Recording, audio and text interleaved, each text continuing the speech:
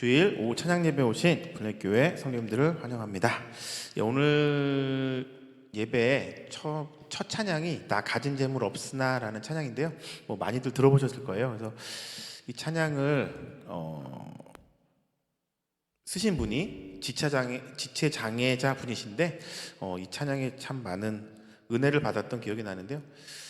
제가 얼마 전에 저희 딸하고 좀 긴 대화를 할 기회가 있어서 저희 딸하고 대화를 좀 했는데, 딸하고 대화를 하다 보니까 그 행복이라는 거에 대해서 딸도 생각하는 게 공부 잘하고 좋은 대학 가서 공부 잘하고, 그러니까 공부 잘해서 좋은 대학교 가서 좋은 회사 취직하고, 그러니까 이게 그냥 행복의 딱 그 매뉴얼처럼 되어 있더라고요. 그래서 그 얘기를 듣고 참 가슴이 아팠는데, 저희는 그거 말고도 많은 행복과 또 많은 더 나은 것들이 있는데 너무 그것만 생각하는 것 같다는 생각이 들었습니다. 그래서 저부터 반성하게 됐고, 그래서 이 찬양도 그런 가사를 가지고 있는데, 이 찬양 가사에 들으시면서 그런 마음으로 찬양하였으면 합니다. 예.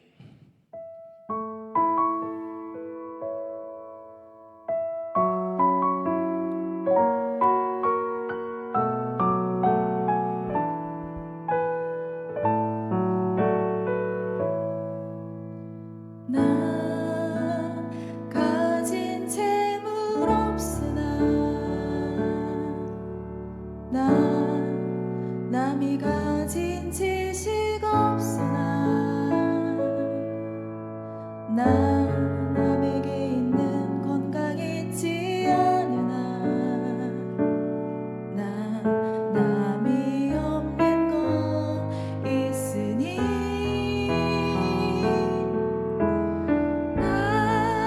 남이 못 본 것을 보았고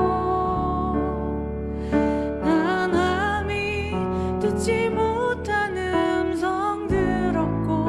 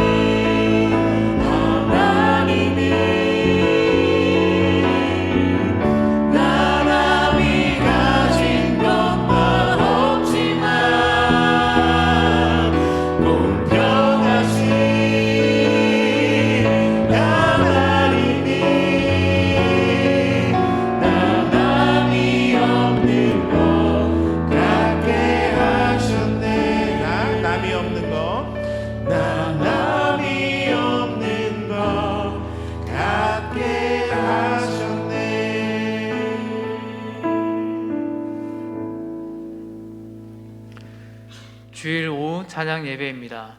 하나님께만 영광 돌리며 하나님을 만족하며 기뻐하는 은혜의 예배 되시기 바랍니다.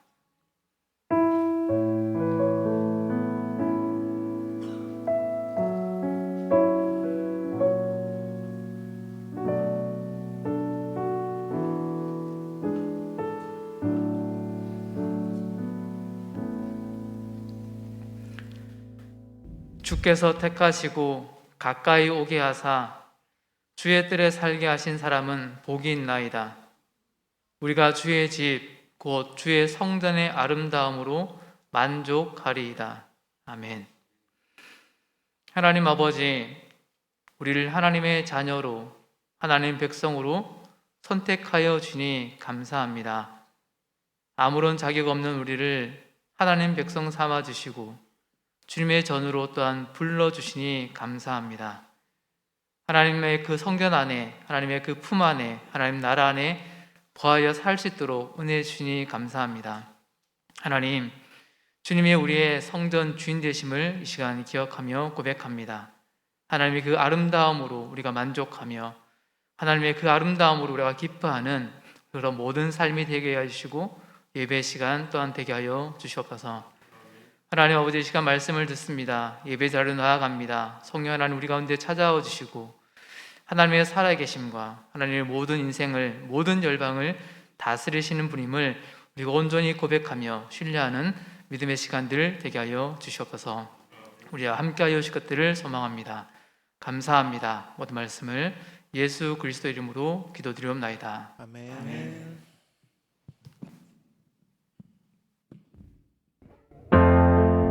예, 다 같이 박수 치시면서 찬양하시도록 하겠습니다.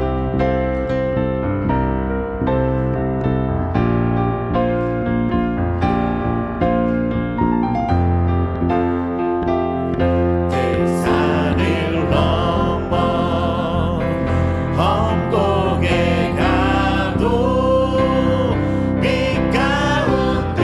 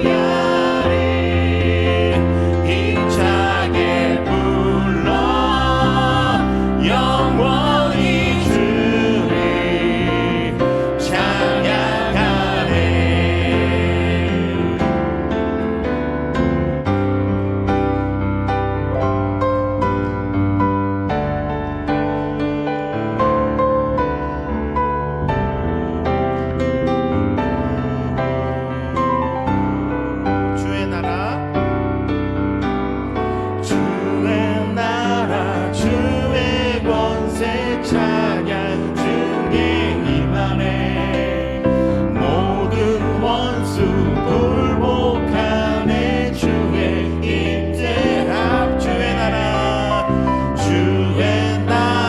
주의 권세 찬양 주께 임하네 모든 원수 굴복하네 내가 춤을 출때 다윗처럼 춤을 추면서 전심으로 주를 즐거워하라 모든 만물들아 찬양하라 영원히 다윗처럼 춤을 추면서 전심으로 주를 즐거워하라 모든 만물들아 찬양하라 영원히 주님의 임재 앞에서 권능의 날개 아래서 그의 능하신 행동을 인하여 찬양해 한 번 더 주님의 임재 앞에서 권능의 날개 아래서 그의 능하신 행동을 인하여 찬양해 주의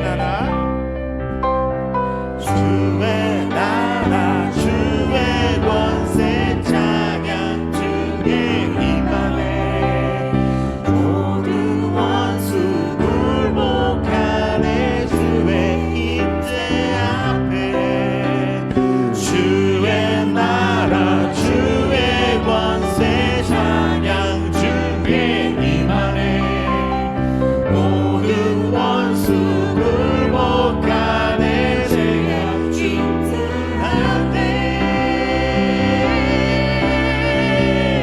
다윗처럼 춤을 추면서 전심으로 주를 즐거워하라 모든 만물들아 찬양하라 영원히 다윗처럼 춤을 추면서 전심으로 주를 즐거워하라 모든 만물들아 찬양하라 영원히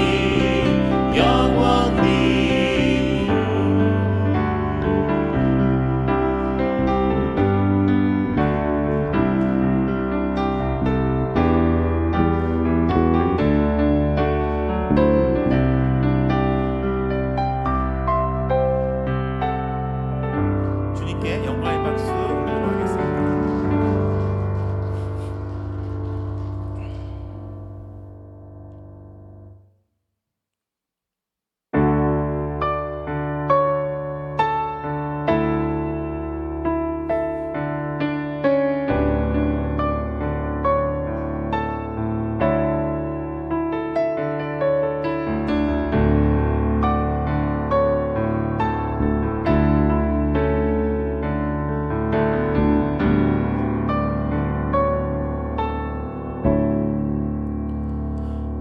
크신 하나님의 사랑 말로 다 표현 못하네 전없고 높은 별을 넘어 이 낮고 낮은 땅 위에 죄범한 영혼 구하려 그 아들 보내사 목죄물 삼으시고 죄 용서하셨네 하나님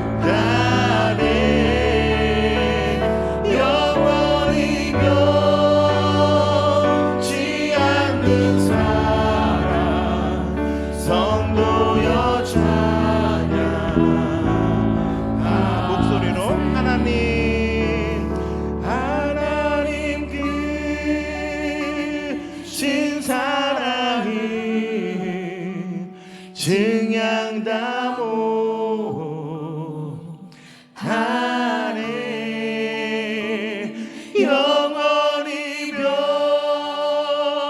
변치 않는 사랑 성도여 찬양하세.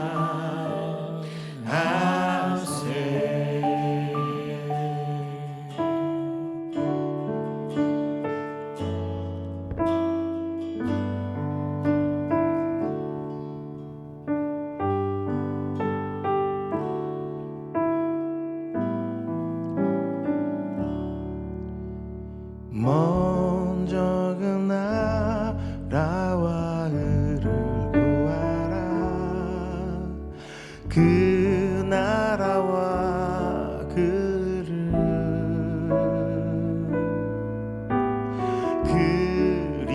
그리하면 네 모든 것을 너희에게도 하시리. 한 번 더. 먼저 그 나라와 먼저 그 나라와 의를 구하라.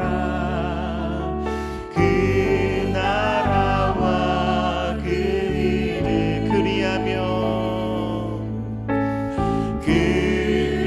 그리하면 이 모든 것이 너희에게도 하시리라.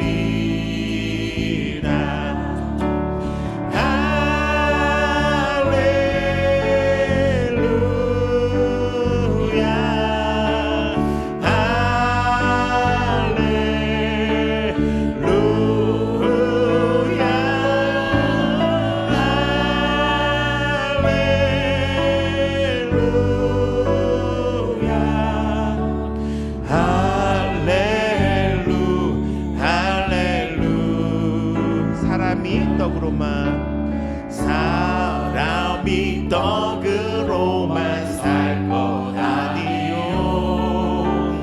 하나님의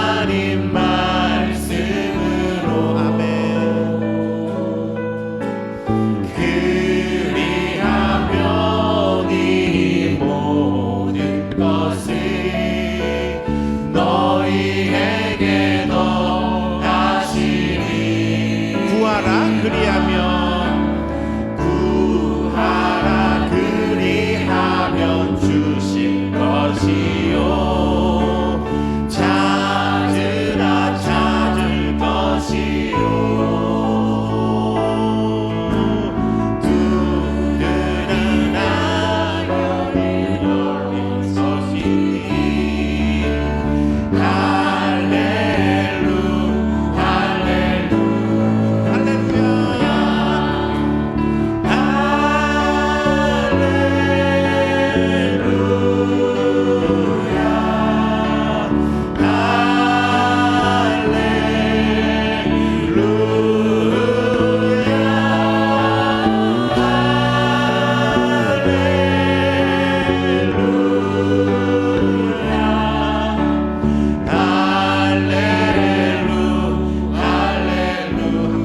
할렐루야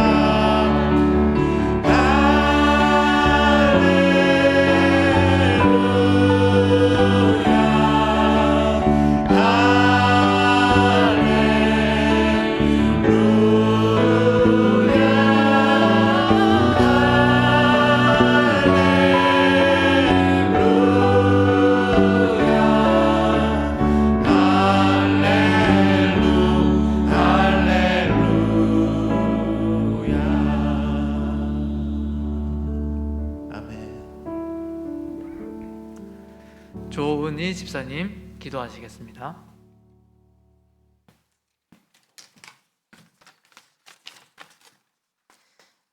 선한 목자 되신 하나님 아버지, 거룩한 주일 찬양 예배로 예배드리게 하시니 감사합니다.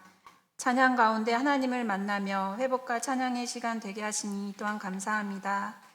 힘들고 어려운 순간에도 주님은 늘 동행하여 주시며 말씀하여 주시는데 그런 주님을 잊고 지낸 순간들이 있었음을 고백합니다. 또한 너는 내게 부르짖으라 내가 내게 응답하겠고 내가 알지 못하는 크고 은밀한 일을 내게 보이리라 말씀해 주셨지만 말씀 가운데 순종하지 못하며 기도하지 못했던 모습도 있었습니다. 주님, 우리의 연약함을 용서해 주세요. 전 세계 전쟁으로 고통받는 이들을 위해 기도합니다. 특히 전쟁 속에 가장 취약할 수밖에 없는 아이들을 굳건히 지켜주옵소서. 전쟁을 일으킨 자들의 강팍한 마음을 주가 만져주시고 복잡한 정치 상황들도 해결해 주사 전쟁으로 일상이 파괴된 이들 위해 주님의 치유하심이 임하여 주옵소서. 2024년 교회학교 겨울 성경학교 및 수련회를 위해 기도합니다. 기도로 기대하며 준비하게 하시고 많은 교회학교 학생들이 참여하여 하나님을 만나는 시간 되게 해 주옵소서. 이번 주엔 고등부가 겨울 수련회를 갑니다. 안전하게 잘 다녀오며 은혜의 시간이 되게 해 주옵소서. 은혜와 사랑의 주님, 분일 교회를 찾는 모든 성도들이 예수 그리스도를 만나 십자가의 감격을 머리가 아닌 가슴으로 체험하는 영적 부흥이 있게 해 주옵소서. 그리하여 저희가 하나님의 영광의 빛 가운데 거하게 하시며 저희의 삶이 제자로 드려지는 역사가 일어나게 해 주옵소서. 주님의 몸된 교회를 위하여 주님께서 주신 귀한 직분을 맡아 몸을 들여 충성하는 손길들을 기억하여 주시고 수고가 더하여질 때마다 주님을 사랑하는 신앙 고백이 넘쳐나게 해 주옵소서. 말씀을 선포하시는 목사님께 영육간의 강건함과 성령 충만을 더하여 주시며 말씀 듣는 저희 모두가 하나님 말씀에 순종하며 하나님 한 분만 영광 돌리는 시간 되게 해 주옵소서. 예수 그리스도의 이름으로 기도드립니다. 아멘.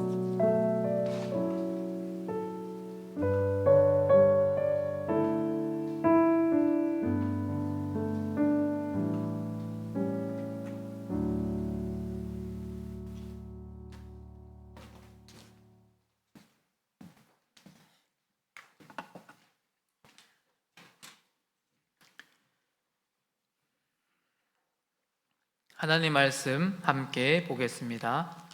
하나님의 말씀은 이사야 55장 1절에서 7절까지 말씀입니다.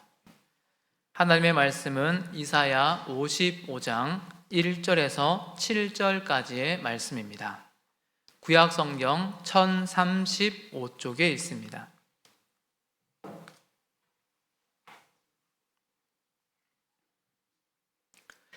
하나님의 말씀을 저와 여러분이 함께 합독하여 읽겠습니다.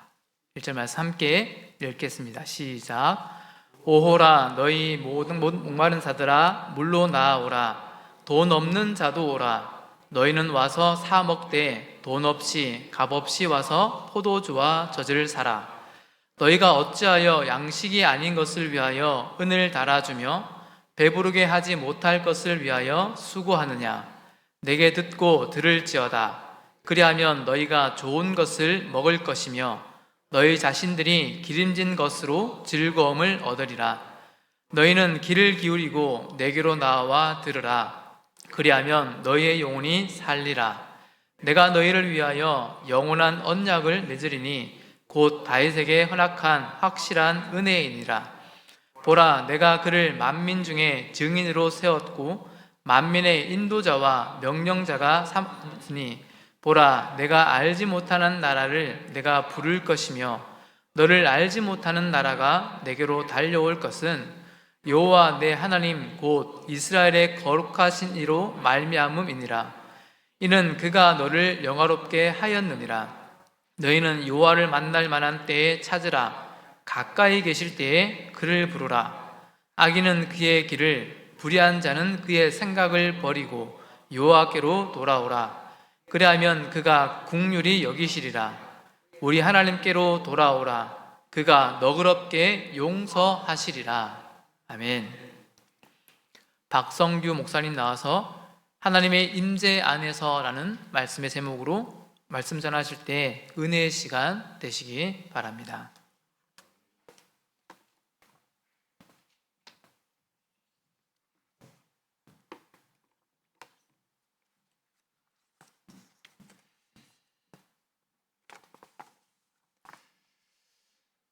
지난 한 주간에 저희 딸이 좀 아팠어요. 아파서 이제 어린이집을 보내지 못하고 집에서 케어를 해야만 됐는데 열이 한 40도까지 오르고 이제 해열제가 이제 안 됐다 보니까 많이 힘들었었던가 봐요. 이렇게 힘들어하면서 자꾸 품 안으로 파고 들어오더라고요. 근데 제가 좀 바빴어요. 바쁘니까 저희가 좀 쉬고 있어.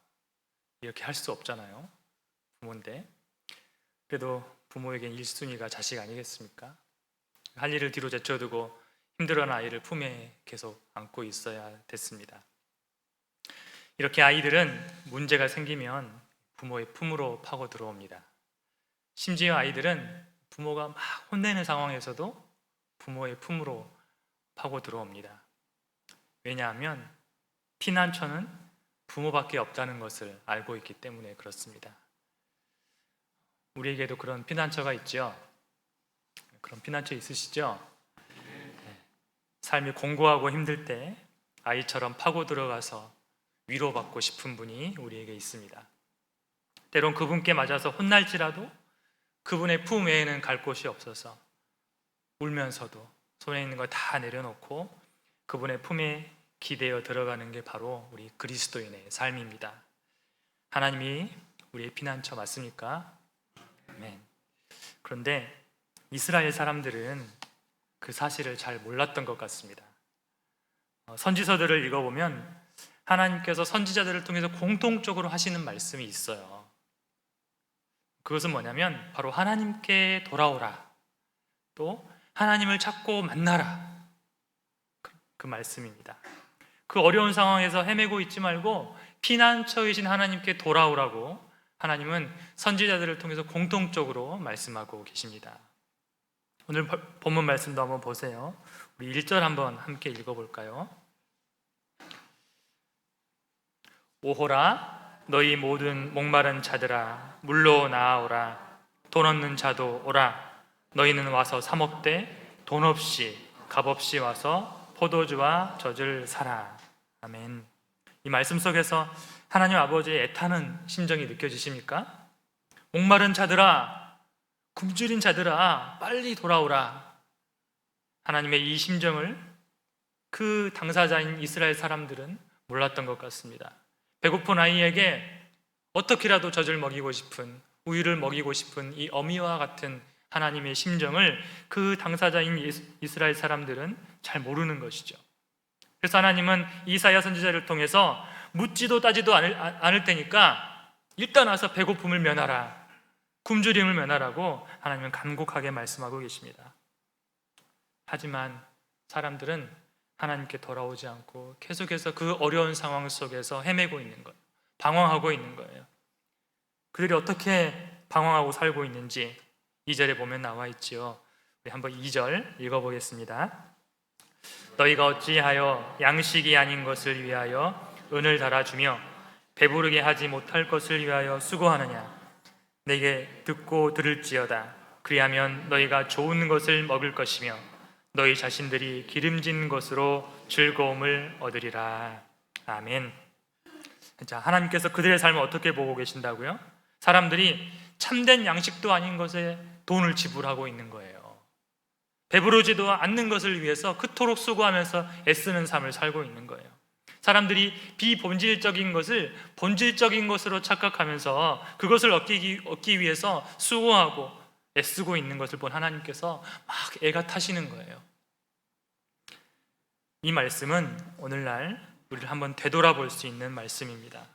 지금 우리가 수고하고 있는 것, 애쓰고 있는 것들이 정말 참된 양식을 위해서 애쓰고 있는 것인지, 나의 진짜 결핍을 충전하기 위해서 나의 시간을 투자하고 애쓰고 분주하게 살고 있는 것인지, 내가 지금 아파하고 힘들어하는 것이 본질적인 것 때문에 그렇게 고통스러워하고 있는 것인지, 아니면 단순히 육적인 결핍 때문에 우리는 그렇게 고생을 하고 있는 것은 아닌지 늘 자신을 점검해 보아야 될 것입니다.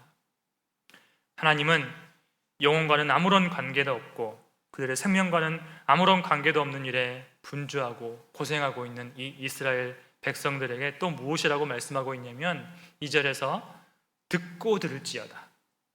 3절에 이어서는 너희는 귀 기울이고 들어서 내게로 나와 들으라, 이렇게 말씀하고 있습니다. 그럼 어떻게 된다고요? 너희의 영혼이 살리라 라고 말씀합니다.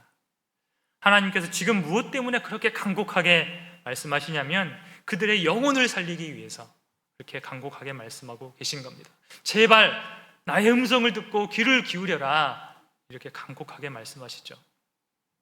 하지만 그들의 영적인 귀는 그들의 육신의 배고픔과 또 세상적인 일에 집중하느라 무뎌지고 무감각해지고 말았습니다. 우리 사람은 영적인 감각기관이 살아있어야 됩니다. 하나님의 음성을 들을 수 있는 귀가 열려 있어야 된다는 거예요. 그래야만 우리의 영혼이 생존해 갈 수가 있습니다. 바쁘고 치열한 삶을 살면서도 우리의 귀는 항상 하나님을 향해 열려 있어야 된다는 것입니다. 그래야만 어느 순간 갑자기 찾아온 삶의 위기에서 우리가 돌파할 수 있고 또 그 위기에서 극복할 수가 있다는 것이죠. 극복될 수가 있다는 것이죠. 그래서 예수님도 신약 성경에서 자주 말씀하셨어요. 귀 있는 자는 들을지어다. 귀 있는 자는 들을지어다. 제가 찾아보니까 한 14번 정도가 나오더라고요. 제가 고양이를 키워보니까요, 지금 말고 예전에요, 그런 걸 잘 하더라고요. 고양이가 사냥할 때 눈을 동그랗게 뜨고 사냥감에 집중을 합니다. 그리고 낮은 포복 자세를 유지하고 가만히 있죠. 근데 뭐 하나만 움직이죠? 귀만 계속 이렇게 레이더처럼 움직입니다. 이렇게 움직였다, 뒤로 움직였다, 이렇게 그래요. 보셨죠? 눈과 몸은 이 사냥감을 향해서 고정되어 있지만 그의 귀는 항상 소리 나는 방향을 향해서 레이더처럼 움직인다는 거예요. 그래서 주인이 부르거나 또 천적이 나타나거나 했을 때 그 위기에서 벗어날 수가 있고 또 주인에게 달려올 수가 있는 것이죠. 우리도 세상살이에 집중하더라도 우리의 영적인 귀는 항상 하나님께 열려 있어야 됩니다. 그 하늘의 음성이 세상의 소리처럼 막 자극적이지 않거든요. 세밀한 음성이거든요. 그렇기 때문에 우리는 늘 예민하게 하나님을 향해서 우리의 귀가 열려 있어야 됩니다. 우리는 하나님의 음성을 듣고 하나님께 돌아가 하나님을 만나야만이 살 수 있는 존재입니다.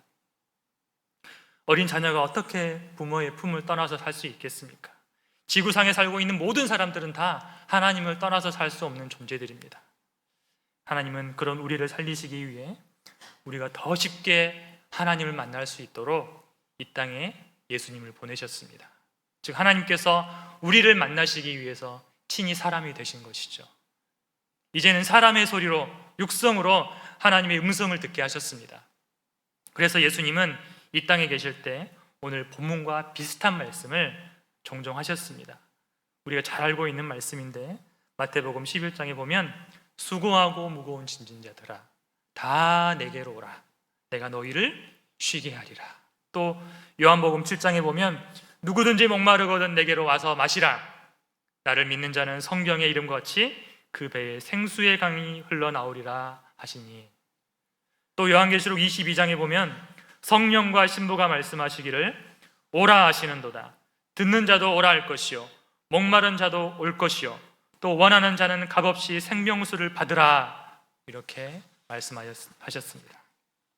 땅으로 내려오신 하나님께서 우리 곁에서 우리의 삶의 터전에서 우리를 직접 초청하고 계신 것입니다.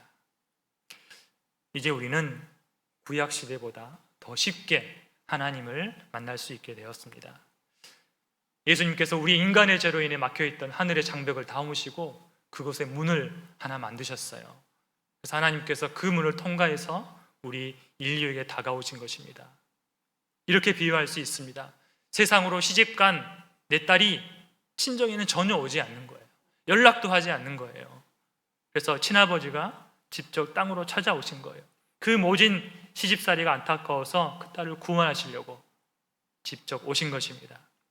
우리는 그 하나님을 이제 이 땅에서 만날 수가 있게 된 것이죠. 더 이상 죽어서 만나는 하나님이 아니라는 것입니다. 이런 만남은 사실 구약 시대에도 가끔씩 있었습니다. 모세는 하나님의 산에서 하나님을 만났고 또 회막에서 하나님을 만난 적들이 있습니다. 또 야사대 책에 보면 에녹도 그렇게 하나님을 만났다고 나와 있어요. 우리 구약 성경에는 아주 짧게 나와 있잖아요. 근데 이 책에 보면 에녹이 3일 동안 하나님을 깊게 만납니다. 그리고 하루 밖에 나와서 세상 사람들에게 하나님의 법도를 가르쳐요. 나중에는 6일 동안 하나님을 깊게 만납니다. 그리고 하루 나와서 세상 사람들의 하나님의 진리의 말씀을 또 가르쳐요. 이렇게 점차 시간을 늘려가면서 나중에는 1년 동안 하나님께 머물러 있다가 하루 나와서 세상 사람들에게 하나님의 법도를 가르쳐요.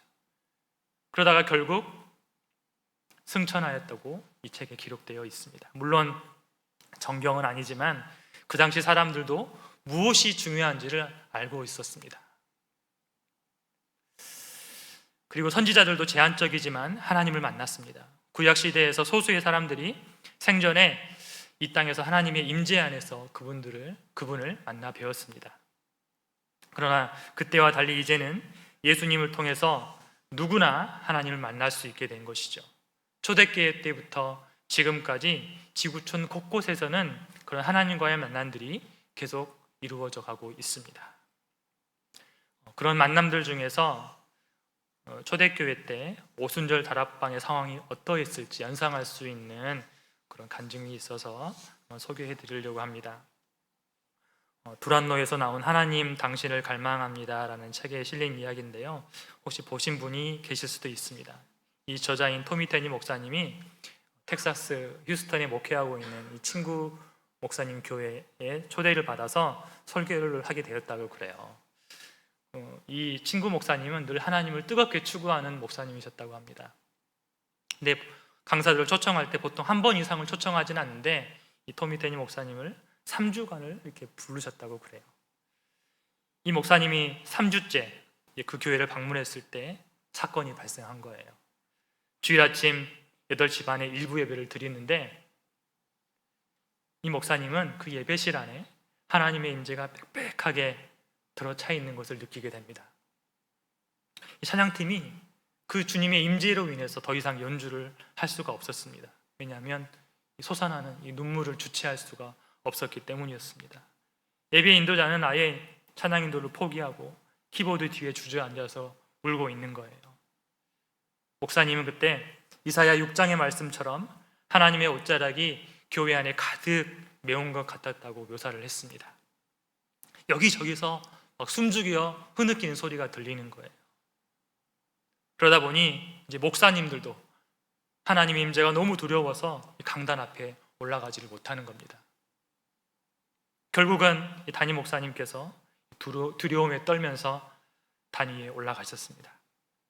그리고 성경을 펴고 역대하 7장 14절에 준엄한 말씀을 차분하게 읽어 내려가시는 거예요.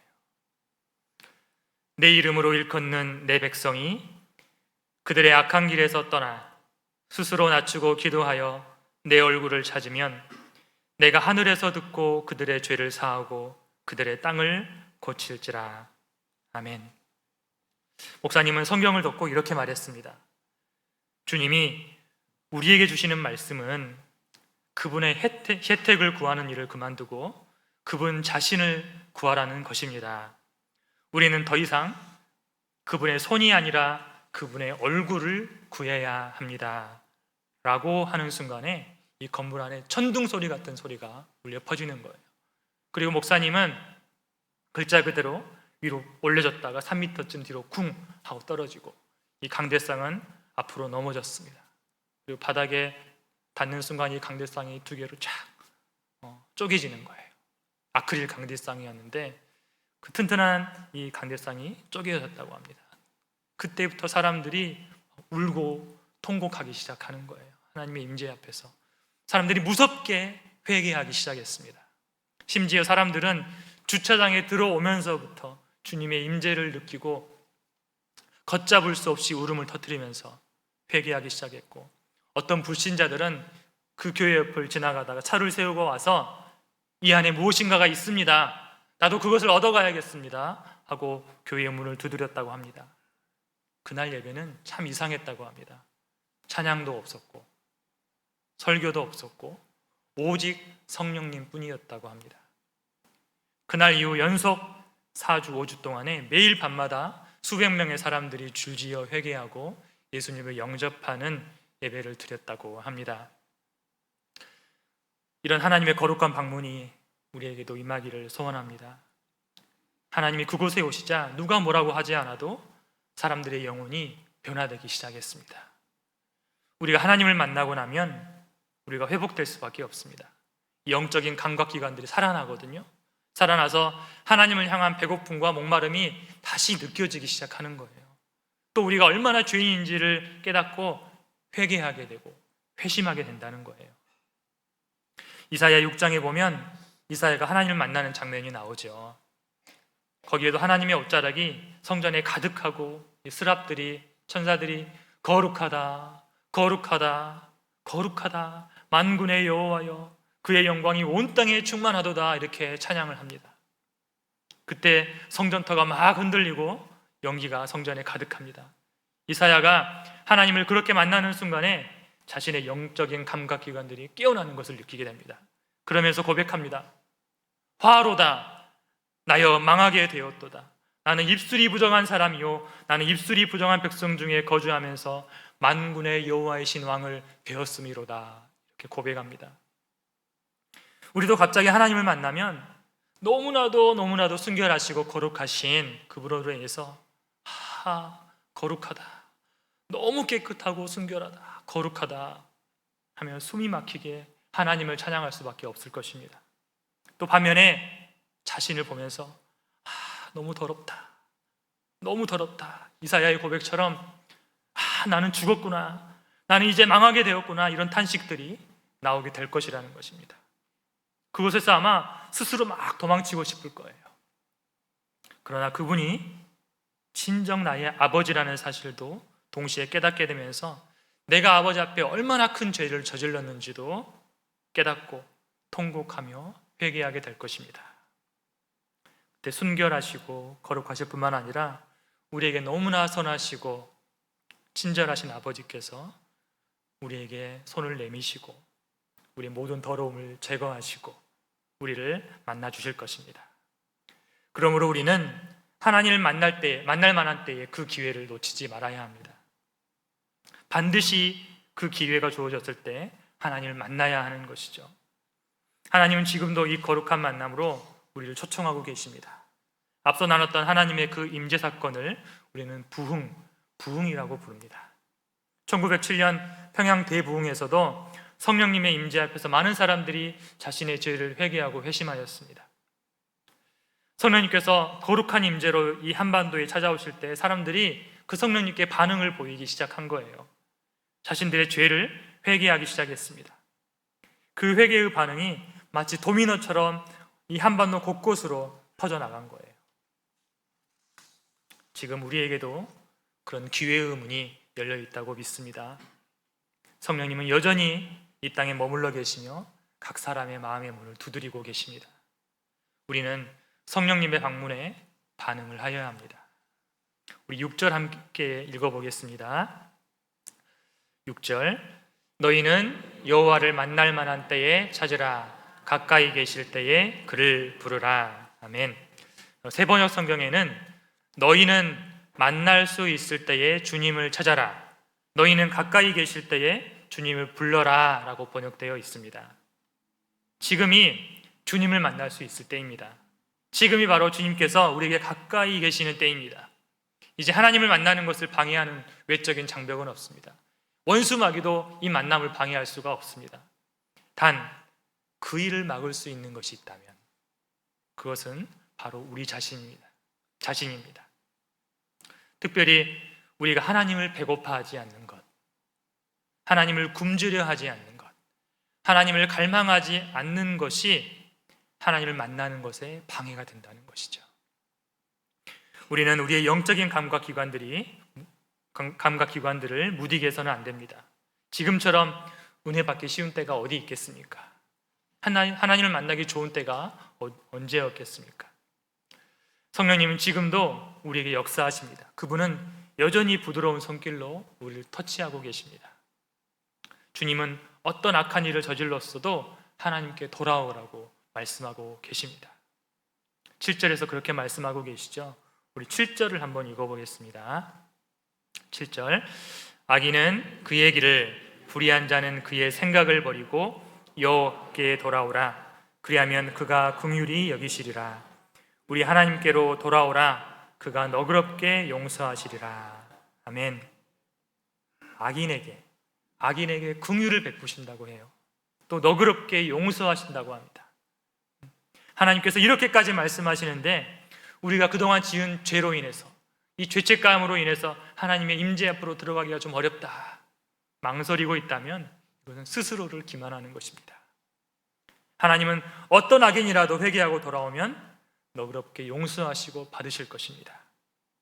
그 화해와 회복과 따스함이 있는 곳이 바로 하나님의 임재의 자리입니다. 우리는 이런 하나님의 임재의 경험들을 다 갖고 계십니다. 우리는 이런 임재의 경험들을 추억으로 끝내서는 안 됩니다. 우리는 계속해서 하나님을 더 만나야 됩니다. 더 높은 임재의 차원으로 우리는 들어가야 된다는 것이죠. 그러면 어떻게 나아가야 될까요? 언제 나아가야 될까요? 하나님께서 우리를 조용히 부르실 때가 있습니다. 우리가 살다 보면 어느 순간에 하나님을 향한 갈망, 하나님을 향한 그리움, 사랑이 내 안에서 막 일어나는 것을 경험할 때가 있으실 것입니다. 그 순간 우리는 성령님께서 곁에 오신 것을 인식하고 무릎을 꿇고 하나님을 불러야 되는 것입니다. 그분과 나와의 비밀한 공간으로 가서 그분을 부르며 그분의 말씀을 들어야 되는 것이죠. 그러면 우리의 영혼도 생기로 충전될 것입니다. 우리는 삶에서 종종 그런 하나님의 부르심을 경험하지만 육신의 편안함의 그 자리를 내줘버릴 때가 있습니다. 그런 실수를 할 때가 있습니다. 때로는 분별력이 없어서 무관심하게 지나갈 때가 있습니다. 세상에서 가장 사랑 많으신 분이 가장 사랑하는 사람을 부를 때 어떻게 부르시겠어요? 한번 상상을 한번 해보세요. 막 고함을 치면서 부르겠습니까? 막 욕설을 하면서 부르실 것 같아요? 그분이 우리 곁에 오실 때 우리의 영혼은 어떤 느낌을 받을지 한번 상상을 한번 해보십시오. 우리가 그분이 곁에 오실 때, 그분의 음성을 들을 때 우리는 그분에 대한 그리움이 되살아납니다. 사랑이 되살아납니다. 그때는 하나님을 만나야 될 때입니다. 그분이 가까이 계실 때입니다. 우리는 주님이 곁에 오셨음을 알고 그분의 손을 잡고 그분이 이끄시는 친밀의 방으로 나아가야 될 것입니다. 그리고 그곳에서 계속해서 시간을 보내야 된다는 것이죠. 우리가 그곳에서 오래 머물면 머물수록 주님의 임재에 깊게 젖어 들어가게 될 것입니다. 우리는 그 사람이 어디에 있다가 왔는지 알아보려면 그 사람의 냄새를 맡아보면 알 수 있어요. 술집에 다녀온 사람 몸에서 무슨 냄새가 나겠습니까? 알코올 냄새가 나겠죠. 담배 냄새가 나겠죠. 그러나 주님과 함께 있다가 온 사람은 그 사람에게서 성령의 향기가 납니다. 은혜의 향기가 납니다. 우리가 이렇게 주님의 임재를 경험하게 되면 삶의 위기가 찾아왔을 때에 다른 것을 구하지 않게 됩니다. 삶의 문제에 집착하거나 그 문제들에 매몰되지 않아요. 다윗이 그랬거든요. 시편 27편에 보면 다윗이 막 군대에 쫓기는 장면이 나와요. 삶의 위기가 닥쳤어요. 그런데 그런 상황에 대비되는 아주 놀라운 기도를 드립니다. 시편 27편 4절에 보면 그런 말씀이 나옵니다. 제가 한번 읽어보겠습니다. 내가 여호와께 바라는 한 가지 일, 그것을 구하리니 곧 내가 내 평생에 여호와의 집에 살면서 여호와의 아름다움을 바라보며 그의 성전에서 사모하는 그것이라. 아멘. 저는 이 말씀이 너무 좋아서 저희 아버님 묘비에도 이 말씀을 새겼어요. 그리고 성묘를 갈 때마다 다시 한번 마음을 다잡고 오게 됩니다. 이 말씀 때문에. 이 말씀을 보면 다윗은 환난 날에 하나님 이것도 해주시고요, 하나님 저 문제도 빨리 해결해 주십시오, 내 목숨을 구해 주십시오라고 울부짖지 않았다는 거예요. 다윗은 무엇이라고 기도하고 있습니까? 성전에서 평생에 하나님의 아름다우심을 보게 해달라고 간구하고 있는 것입니다. 다윗에게는 과거에 하나님의 임재 안에서 그분의 아름답고 자비로우신 모습을 보았기 때문에 이런 기도를 올려드릴 수 있었던 것이죠. 하나님의 임재의 추억이 있었던 것입니다. 하나님만이 다윗의 위로였던 것입니다. 우리는 살면서 여러 가지 위기를 경험합니다. 여러 가지 문제에 직면합니다. 그때마다 우리는 무엇을 구하고 있는지 스스로에게 물어봐야 됩니다. 우리는 주님의 임재를 구해야 됩니다.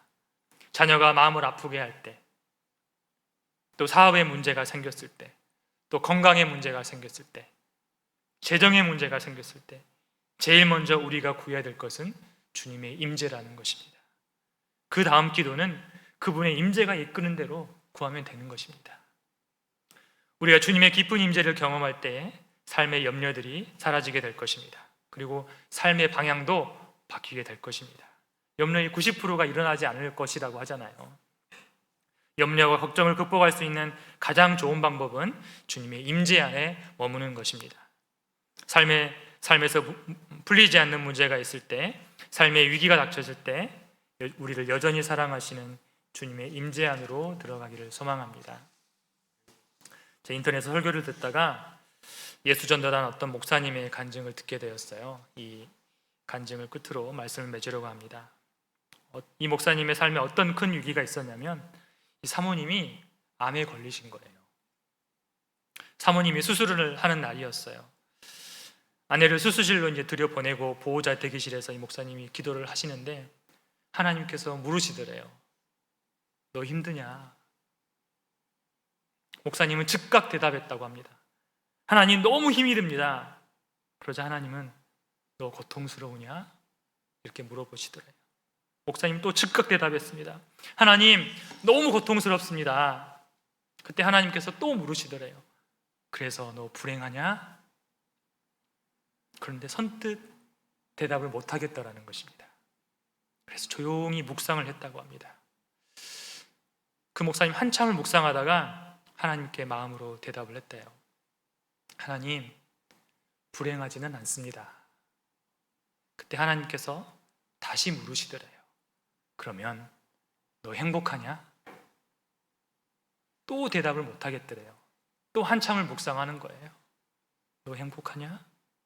너 행복하냐? 그리고 한참이 지나서 하나님께 기도합니다. 하나님, 저 행복합니다. 정말 행복하더랍니다. 이미 구원받았고, 비록 아내가 암 수술을 받는 날이지만 다 가족이 구원을 받았어요. 하나님의 일을 하고 있어요. 주님이 늘 함께 계신다는 것을 알아요. 게다가 아내가 암 수술을 받는 바로 그 시간 옆에서 지켜줄 수 있게 해주신 그 하나님께 너무 감사하더랍니다. 그래서 하나님, 저 정말 행복합니다. 눈물로 그렇게 고백을 했다고 그래요. 그런데 그 순간에 마음의 두려움이, 마음의 고통이 어느덧 다 사라져 버렸다고 간증을 하였습니다. 정말 감사가 나오더래요. 아내가 암 수술을 하던 날 보호자 대기실에 그 목사님 안에 기적이 일어났다 그랬습니다. 우리에게 수많은 문제들이 있지만 그것을 해결할 수 있는 것은 하나님의 임재밖에 없습니다. 우리는 다시 하나님 앞에서 어린아이로 돌아가야 할 때입니다. 내 힘으로 안 되는 일들을 공연히 붙잡고 있지 말고 그 문제들을 그분의 손에 맡겨드리고 우리는 그분의 품 안으로 파고 들어가야 할 것입니다. 우리가 하나님의 임재 안에서 주님과 친밀히 대화하다 보면 문제가 더 이상 문제가 아님을 경험하게 될 것입니다. 삶의 모든 문제들이 주님의 임재 안에서 우리가 예측하지 못했던 방법으로 풀리게 될 줄로 믿습니다. 사람은 힘들 때 누군가 안아주기를 바라지요. 임재는 고단한 인생을 살아가는 우리를 하나님께서 안아주시는 것입니다. 그 임재 안에 회복이 있고 용서가 있고 치유가 있습니다. 세상살이 각박하지만 늘 주님의 임재를 추구하시고 또 그 임재 안에서 살아가면서 삶의 동력을 얻으시고 다시 사명의 길로 힘차게 걸어가시는 우리 성도님들 되시기를 소망합니다. 기도하겠습니다. 참 좋으신 하나님, 우리를 잊지 않으시고 내버려 두지 않으시고 우리 곁에 찾아와 주셔서 감사드립니다. 우리가 주님의 품을 기억합니다. 계속해서 주님의 임재 안으로 들어가기를 원합니다. 비록 땅을 벗하고 살지만 주님의 위로 안에서 주님의 능력 안에서 살아가기를 소망합니다. 우리가 날마다 주님의 임재 안에서 살아가게 하여 주시옵소서. 오순절 다락방에 임하셨던 것처럼 우리의 삶에, 우리의 가정에, 우리의 교회에 임하여 주시옵소서. 하나님의 임재 안에서 충분히 성장하여 이에 주님과 함께 이 땅을 회복시키며 많은 이들에게 복음으로 희망을 주는 그런 삶을 살아가게 하여 주시옵소서. 예수님의 이름으로 기도합니다.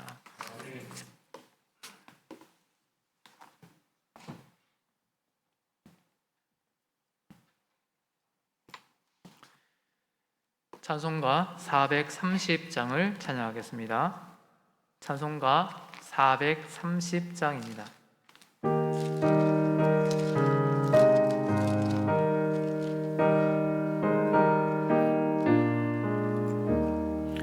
주와 같이 길 가는 것 즐거운 일 아닌가.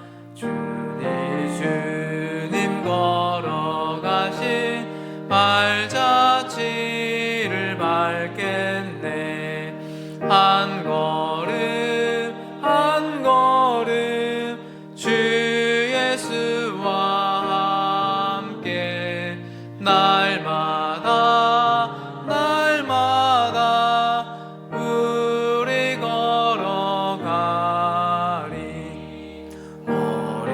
어린아이 같은 우리 미련하고 약하나 주의 손에 이끌리어 생명길로 가겠네.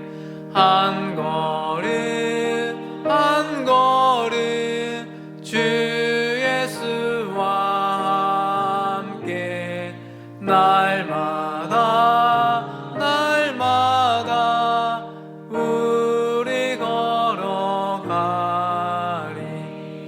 꽃이 피는 들판이나 험한 골짜기라도 주가 인도하는 대로 주와 같이 가겠네. 한 걸음 한 걸음 주 예수와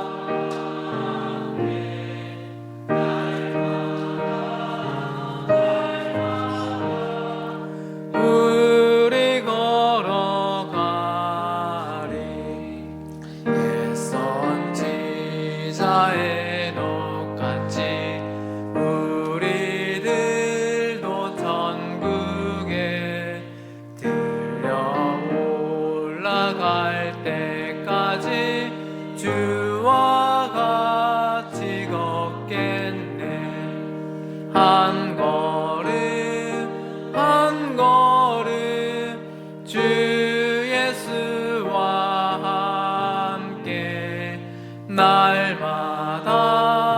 날마다 우리 걸어가리. 아멘. 감사 헌금 하신 분 있습니다. 항상 나를 지켜주시고 나의 가정에 복을 주시는 하나님, 진심으로 감사드립니다. 이사 잘하게 하시고 앞으로도 주님의 자녀로 살게 하여 주세요. 사랑합니다, 나의 하나님. 고등학교 입학 감사 헌금을 드렸습니다. 선교 헌금으로, 주일 헌금, 교회학교 헌금, 주정 헌금으로 하나님께 헌금하였습니다. 기도하겠습니다. 세상 모든 만물의 주인은 하나님이십니다. 하나님 감사합니다. 하나님의 그 귀하고 아름다운 것들을, 풍성한 것들을 우리들에게 허락하여 주시고 또한 맡겨주시니 감사합니다. 하나님, 우리의 삶을 주님 지켜주시옵소서. 하나님, 우리의 삶이 나의 것을 더 끌어모으기 위해 인간미를 잃어버리며 나의 창고에 더 많은 것들을 채우기 위해 믿음의 아름다운 것들을 포기하며 살아가는 것이 아니라 하나님이 맡기신 것들을 선하게 잘 관리하고 선하게 잘 소비하는 하나님이 기뻐하시는 청지기의 삶들을 우리 모두가 살아갈 수 있도록 은혜를 허락하여 주시옵소서. 하나님 아버지, 저희 모든 믿음의 성도들에게 넉넉하고 풍성한 것들을 허락하여 주시옵소서.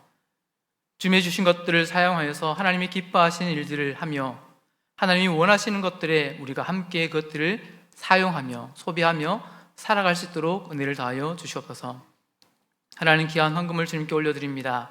기뻐 받아주시고 이 헌금이 하나님의 나라와 어려운 이웃들, 정말 필요한 곳에 적절하게 쓰일 수 있도록 은혜를 허락하여 주시옵소서. 함께 하실 하나님을 소망합니다. 감사합니다. 모든 말씀을 예수 그리스도 이름으로 기도드리옵나이다. 아멘. 교회 소식을 전해드리겠습니다. 이번 주 목요일 2월 1일은 월삭 특별 새벽 기도회가 있는 날입니다. 저에게 새롭게 결단하고 또 새로운 시작을 할 수 있는 시간입니다. 말씀 읽기도 또 기도 생활도 예배하는 것도 새롭게 시작할 수 있는 귀한 시간입니다. 모두 특별 새벽 기도회 자리에 나오셔서 함께 예배하는 것으로, 기도하는 것으로 또한 우리에게 주어진 귀한 시간들을 시작하는 시간 되기를 바랍니다. 몇 주간 계속 강구하고 있습니다. 교회 차량 봉사자를 모집하고 있습니다. 관심 있으신 분들 열심을 가지시고 이렇게 결단하시고 또 교회를 위해서 헌신하는 그런 분들이 계시면 좋겠습니다. 그런 관심 있는 분들은 사무실이나 차량 봉사 부장이신 박상민 지사님에게 연락 주시면 감사하겠습니다. 회계 감사가 끝났습니다. 각 부서나 또 여러 기관들은 회계장부를 사무실로 오셔서 찾아가시기 바랍니다.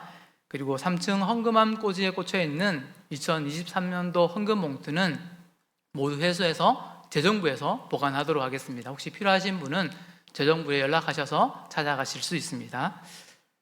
2024년도 교회학교 겨울 성경학교와 수련회 일정이 주부에 나와 있습니다. 이번 주 금토는 고등부 수련회가 있습니다. 일정들 확인하시고 협조 부탁드리며 또 기도로 함께 동참해 주시면 감사하겠습니다. 담임 목사님은 지금 해민교회 담임 목사 취임식차 출타하셨습니다. 다음 주 오후 예배는 전교인 윷놀이 대회가 있습니다. 작년에도 아주 재미있게 이렇게 진행이 되었는데 경기 방식은 작년과 동일하게 진행될 예정입니다. 많이들 따사모별 또 재직회 여러 부서들 모두 참여하실 수 있으니까 사람들 모으셔서 함께 참여하셔서 즐거운 교제 시간들 가지면 좋겠습니다. 오늘 이 예배 후에 윷놀이 대회 준비위원들은 모여서 회의를 갖도록 하겠습니다. 다른 내용들은 주부를 보시고 참고하시고 또 협조 부탁드리겠습니다. 우리 옆에 계신 분들과 함께 축복하며 인사하겠습니다. 사랑합니다. 축복합니다. 늘 평안하시기 바랍니다. 자리에서 일어나셔서 우리 함께 감사해요 주님의 사랑 찬양하고 박성규 목사님 축도로 예배를 마치겠습니다.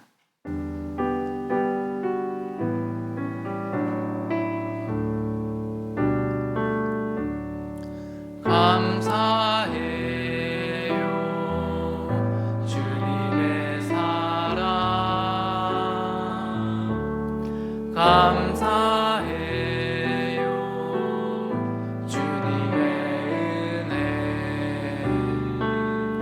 목소리 높여 주님을 영원히 찬양해요. 나의 전부이신 나의 주님.